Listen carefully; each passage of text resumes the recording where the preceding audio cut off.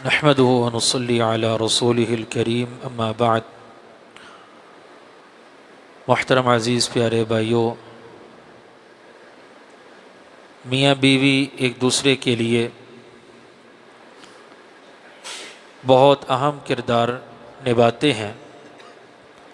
ایک دوسرے کے ساتھ مل کر خاندان کی تشکیل میں، معاشرے کی تشکیل میں خاوند اور بیوی کا بڑا بنیادی کردار ہوتا ہے، اور گھروں میں سکون، رحمت، برکت، خیر، عافیت یہ میاں بیوی کے آپس میں مل جل کے جو تعاون ہوتا ہے اس کے اعتبار سے اللہ تعالیٰ یہ سب خیر نصیب فرماتا ہے۔ ایک بہت بڑی ذمہ داری ہمارے گھروں میں جو گھر کے تمام افراد کو ادا کرنی چاہیے، اس کے اعتبار سے رسپانسیبل ہوں، جس سے اللہ تعالیٰ گھروں میں رحمت، برکت اور خیر کو نازل فرماتے ہیں۔ وہ یہ کہ گھر کا ہر فرد وہ نیکی اور تقوی کے کام میں دوسرے کا معاون اور مددگار ہو۔ قرآن کریم میں اللہ تعالیٰ فرماتے ہیں وَتَعَاوَنُوا عَلَى الْبِرِّ وَالتَّقْوَى، تم نیکی اور تقوی کے کاموں میں ایک دوسرے کے ساتھ تعاون کرو۔ وَلَا تَعَاوَنُوا عَلَى الْإِثْمِ وَالْعُدْوَانِ، گناہ اور زیادتی کے کاموں میں ایک دوسرے کا ہرگز تعاون نہ کرو۔ وَاتَّقُوا اللَّهَ، اور اللہ سے ڈر کے رہو، یعنی نیکی اور تقوی کے کام میں تعاون کرنے کے اعتبار سے اور گناہ اور زیادتی کے کام میں تعاون نہ کرنے کے اعتبار سے۔ یہ ذمہ داری تم کیسے ادا کر پاؤ گے؟ جب تمہارے اندر اللہ کا تقوی ہوگا، اللہ کی خشیت، اس کا ڈر، اس کی عظمت ہو۔ جب اللہ کے اس حکم کو تم اہمیت دو گے تبھی تو یہ ممکن ہوگا۔ ان اللہ شدید العقاب، اگر یہ ذمہ داری تم ادا نہیں کرو گے اور اس میں کوتاہی برتو گے تو اللہ تعالیٰ کی بہت سخت پکڑ بھی آ سکتی ہے۔ یقیناً اللہ بڑی سخت پکڑ کرنے والا ہے۔ تو اگر نیکی کے کام میں، خیر کے کام میں، اللہ کی اطاعت اور فرما برداری کے کاموں میں میاں بیوی، اولاد یہ سارے مل کے تعاون نہیں کرتے تو اس کی وجہ سے سب سے پہلی پکڑ تو یہی آ جاتی ہے کہ گھر کے اندر سے برکت ختم ہو جاتی ہے، خیر ختم ہو جاتی ہے، گھر میں لڑائیاں، جھگڑے آئے روز ہوتے رہتے ہیں۔ تو نیکی اور تقوی کے کام میں ایک دوسرے کا تعاون کرنا ہے۔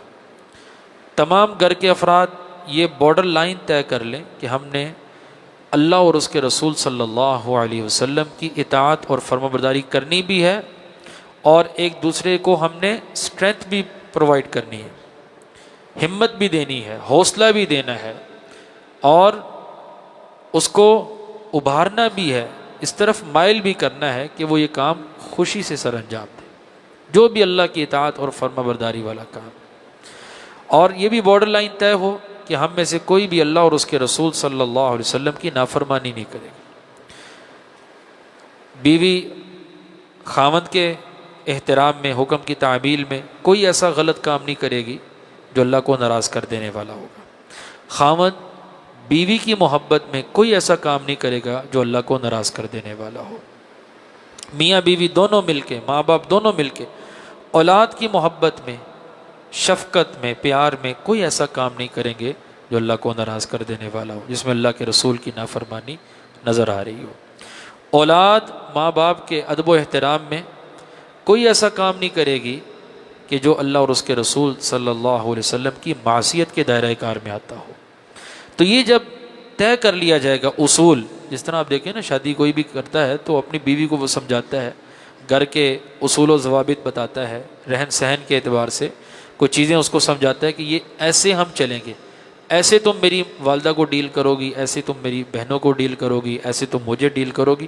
وہاں سب سے پہلے بنیاد کے اعتبار سے یہ اصول وضع کر لیا جائے، قائم کر لیا جائے، اس کو مضبوط رکھا جائے، جس کی بنیاد پہ وہ عقد قائم ہوا تھا۔ یا ایھا الذین آمنوا اتقوا اللہ، یا ایھا الذین آمنوا اتقوا اللہ، اللہ کا تقوی، اللہ کی اطاعت، اللہ کی فرما برداری، کہ ہم دونوں اس عقد کے ساتھ جڑ گئے ہیں۔ ہم دونوں کے خاندان الگ الگ تھے، اب ہم ایک خاندان کے اعتبار سے جڑے ہیں، تو پھر ہم اللہ اور اس کے رسول صلی اللہ علیہ وسلم کی اطاعت و فرما برداری کو ہر اعتبار سے درجہ اول پہ رکھیں گے۔ ہماری سب سے جو اول پرائرٹی ہے، ترجیح ہے، فوقیت ہے، منزلت ہے، حیثیت ہے، وہ اللہ اور اس کے رسول صلی اللہ علیہ وسلم ہوں گے۔ پھر دیکھیے گھر میں کیسے برکت نازل ہوتی ہے۔ اور رسول اللہ صلی اللہ علیہ وسلم نے اسی اعتبار سے آپ کی یہ حدیث مبارک، اس سے ہمیں سبق ملتا ہے کہ نیکی کے کام میں تعاون کرنے سے کس طرح اللہ رحمتیں نصیب فرماتا ہے۔ آپ نے فرمایا رحم اللہ رجلا، اللہ تعالیٰ اس بندے پہ رحمتیں نازل فرمائے، قام من اللیل فصلی وایقظ امرأتہ، جو رات کو اٹھتا ہے، نماز پڑھتا ہے اور اپنی بیوی کو بھی جگاتا ہے۔ یہ نفلی نماز کی بات ہو رہی ہے، یعنی دین کے کاموں میں سبقت لے جانے کے اعتبار سے تعاون۔ رات کو اٹھتا ہے، نماز پڑھتا ہے، اپنی بیوی کو بھی جگاتا ہے، بیوی اٹھنے سے انکار کرتی ہے، اس کے چہرے پہ چھینٹے مارتا ہے، ایسے بندے بھی اللہ تعالیٰ رحمت فرمائے۔ پھر فرمایا وَرَحِمَ اللَّهُ امْرَأَةً قَامَتْ مِنَ اللَّيْلِ فَصَلَّتْ وَأَيْقَظَتْ زَوْجَهَا فَإِنْ أَبَى نَضَحَتْ فِي وَجْهِهِ الْمَاءَ۔ اسی طرح اس عورت پہ اللہ تعالیٰ رحمتیں فرمائے کہ جو رات کو اٹھتی ہے، نماز پڑھتی ہے اور اپنے خاوند کو جگاتی کہ تم بھی میرے ساتھ کھڑے ہو جاؤ، ہم اللہ کے حضور کھڑے ہوں، قیام کریں، قرآن کریم کی تلاوت کرتے ہیں، رکوع کرتے ہیں، سجدہ کرتے ہیں، اللہ کو راضی کرنے کے لیے کوئی 2 رکعت پڑھتے ہیں۔ خاوند اٹھنے سے انکار کر دے، نہیں اٹھ رہا، تو یہ اللہ کی بندی کیا کرتی ہے، اس کے چہرے پہ چھینٹے مارتی ہے کہ چلو اٹھو۔ اللہ تعالیٰ ایسی عورت پہ بھی رحمت نازل فرماتا ہے۔ اگر آپ اگر خاوند ہیں، آپ کی بیوی آپ کے نیکی کے کام میں تعاون کرتی ہے، آخرت کے کام میں معاون اور مددگار ہے، سچی بات ہے آپ کو اس کا شکریہ ادا کرنا چاہیے، وہ آپ کی محسنہ ہے۔ کس طرح کہ رسول اللہ صلی اللہ علیہ وسلم نے فرمایا بہترین وہ عورت ہے، بہترین دنیا کی بہترین متاع جو اللہ تعالیٰ کسی بندے کو نصیب فرماتا ہے، وہ نیک بیوی کی صورت میں ہے۔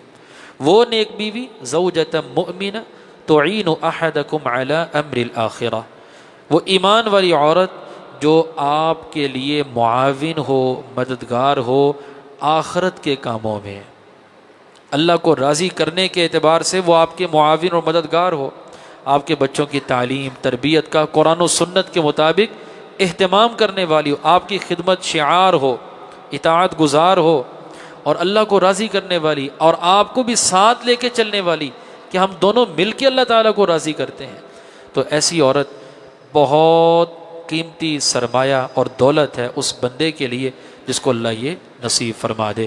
اللہ مجھے اور آپ کو یہ ذمہ داری ادا کرنے کی توفیق نصیب فرمائے۔ بارک اللہ فیکم، جزاکم اللہ خیرہ۔